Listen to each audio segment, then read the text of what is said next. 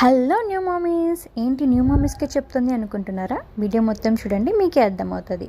నేను అంత ఈజీగా ఫుడ్ని వేస్ట్ చేయను, అది కొంచెమైనా సరే. నా బేబీకి స్నాక్ టైంలో స్మాష్డ్ పొటాటో పెట్టా, అది కొద్దిగా మిగిలింది. ఇన్నోవేటివ్గా ఏమైనా చేద్దామనిపించింది. ఎప్పుడో చూసిన ఒక తమిళనాడు స్పెషల్ హల్వా గుర్తొచ్చి చేసేసా.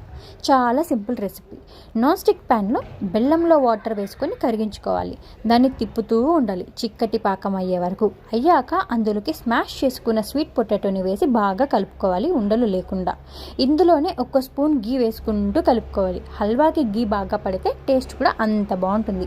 ప్యాన్కి అంటుకోకుండా వచ్చేస్తుంది అంటే హల్వా రెడీ అని అర్థం. ఇప్పుడు గీలో రోస్ట్ చేసుకున్న డ్రై ఫ్రూట్స్ని వేసుకొని ఇంకాసేపు తిప్పుకొని స్టవ్ ఆఫ్ చేసుకోవడమే. అంతే, తక్కువ ఇంగ్రీడియంట్స్, ఎక్కువ టేస్ట్, దట్టు హెల్తీగా తినచ్చు. చాలా బాగుంటుంది, ట్రై చేయండి. ఇలాగే మిగిలిపోయిన ఫుడ్తో ఇంకా ఏమైనా రెసిపీస్ చేయొచ్చా అని కూడా ఆలోచిస్తున్నాను. అలాగే మీకు అనిపిస్తే కనుక లెట్స్ డూ ఇట్.